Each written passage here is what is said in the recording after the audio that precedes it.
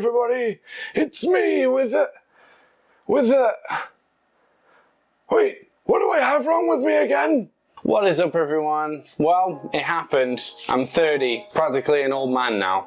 Oh, yeah, and guess what? I'm fat again too now, so, you know, that's fun. I know it's been a while since I've posted, so sorry about that. But my trip to England was a lot of fun. I didn't actually vlog any of it because that would have been exhausting. So instead, here's a picture of me doing a Harry Potter thing. Hashtag Ravenclaw for life, bro. Here's a photo of me at Sherlock Holmes' house. Here's a photo of my wife in a phone box. Here's a giant fish and chip sandwich. And here's a castle. And that's basically it. In all seriousness though, it was a really fun trip. It was really great to see all of my friends and family again. It was really even more awesome that it was Laurel's first trip to England, so it was really great that she got to meet a lot of my friends for the first time and a lot of my family. And it just felt good to be back in Britain for a little bit, you know? But yeah, I'm 30 now. Thank you for all the birthday messages, by the way. This birthday I found a little bit harder than any other birthday in the past. Like, I normally look forward to birthdays so much, you know, I really enjoy the celebration and all that, but this year was so different. Like, there's something about leaving your 20s that is like so scary and depressing. Like, it was awful. Like, I just kind of dread the day leading up to it, and I've never felt like that before. I even ended up booking our flights to England on the day of my birthday because I knew that we'd be going forward in time by 8 hours, and also my phone would be on airplane mode and I would be out of touch of anybody who knew it was my birthday for 11 and a half hours of that entire day. I think the problem is, like, I feel like I'm just not ready to be 30. Like, is that a thing? Like, can I not be ready to be 30 yet? I feel like I'm not ready. Like, when you're a kid, you can't even fathom what it would be like to be as old as 30 years old. Like, when you look at adults from when you're a kid, you just can't even wrap your brain behind how long away that is. And I think about all the adults that were 30 when I was a kid, and they were all like so responsible and grown up, and I'm not that responsible. I'm really not that responsible. I don't have it all together like I remember all of the adults having it together when I was a kid. Like, I went online and I looked at all of the 30-year goals that people have made lists for and all that kind of stuff, and just check some of these out. Like, it's crazy to me. So this first one's 12 financial goals by 30. Not living paycheck to paycheck. Okay, well, I don't do that. So I might actually be pretty good with these. Using credit cards only for the rewards. Well, I mean, I don't exactly do that, but having a good credit score. Well, I mean, it's not that bad. It's not the worst credit score. And having a 3-month emergency fund. Who has that? Who has a 3-month emergency fund? Understand investing. Come on, like, what? Who's understanding investing as well? Okay, let's move on to another one. 25 goals all millennials should achieve by 30. Well, I am a millennial, so I'm ready for this one. Number 1, make a budget. Damn it!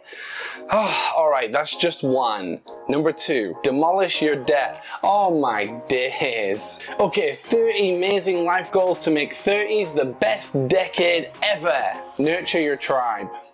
What does that even mean? Like, to refine your friend group, I guess? Like, I have a hard enough time, okay, hanging out with myself, let alone other people, alright? Nah, I mean, this one is kind of true though. I think that when you get older, you should refine your friends down. If I think back to when I was younger, I was part of all these massive friend groups, all in different areas that I would go and hang out with, and I was just never short of somebody to hang out with.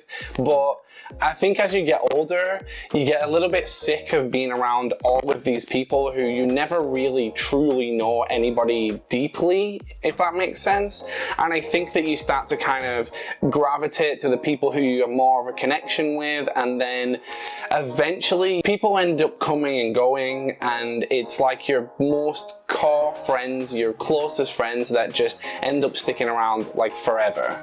Like, when I went back to England, it was crazy because a lot of people who are my really close friends, they were there. Like, I didn't even have to ask them really, and a lot of them were calling me up, asking me if they can come and see me, where I'm gonna be at, what I'm gonna be doing, and you know, they're the ones who I think of as my close friends. And you have other people who, you know, didn't really make an effort, and you know, that's a shame, but that's how life is. People move on, and you know, you have your core group of friends. All right, be honest with yourself. This, I think, is one that ties pretty closely with both my ADHD and my Tourette's, to be honest. Before my diagnosis, I was just in this mindset that, like, this is who I am. Like, you know, I'm never going to be able to change it. That's just the personality that I am. I always forget things. I always do this, you know, I always do that. I'm always hyperactive and all these kind of things. I just felt like that's who I was as a person.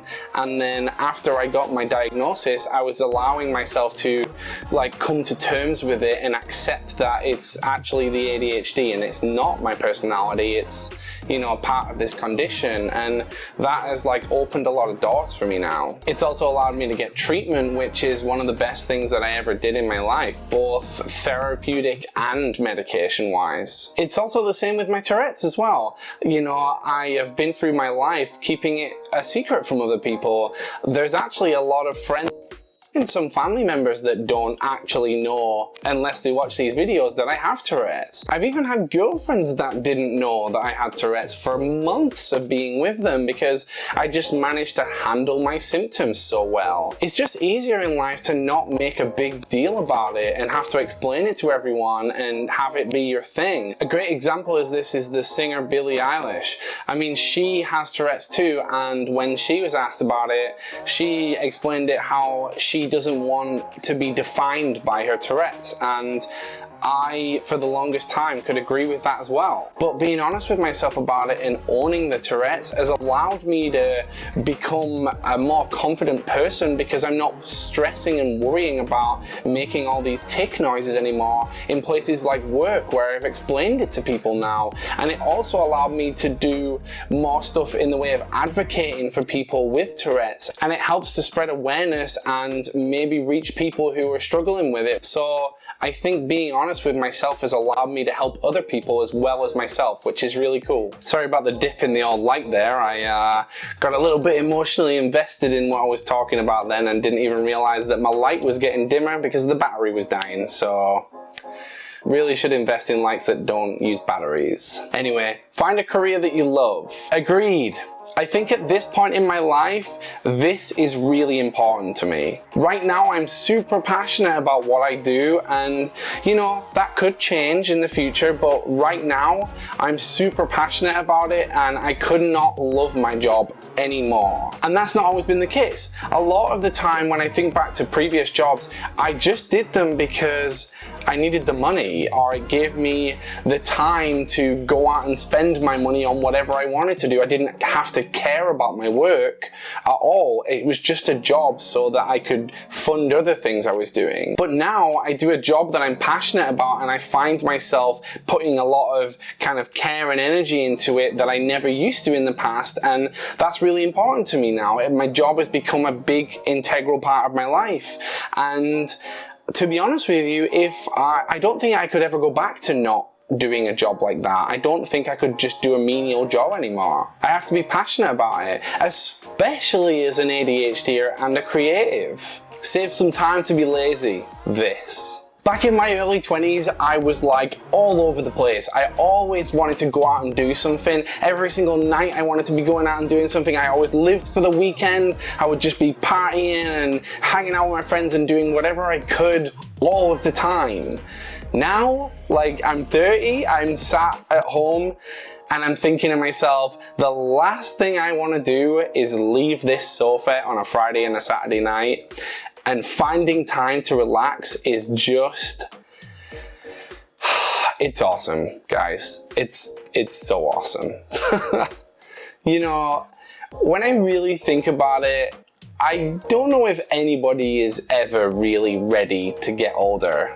And you know, when I really think about it and I look back at like how my parents were, and it looked like they had it all together when they were in their 30s with 3 kids and a house and a life, and I just think like they probably didn't have it all together. They were probably just the same as me. They were probably scared and they were probably worried, and they just got on with it and they just did it, you know. And I think that that's what it's all about. I think the key to it is nobody's ever really ready to grow up, and nobody's ever really ready to be a grown-up. I think it just gets a bit easier. I think you just do the next thing, and then you do the next thing, and then you do the next thing, and then you just learn to cope with it, and before you know it, you have a family and a house and a car, and you're just living life. Or at least that's what I hope anyway, because I just don't see myself growing up in anytime soon.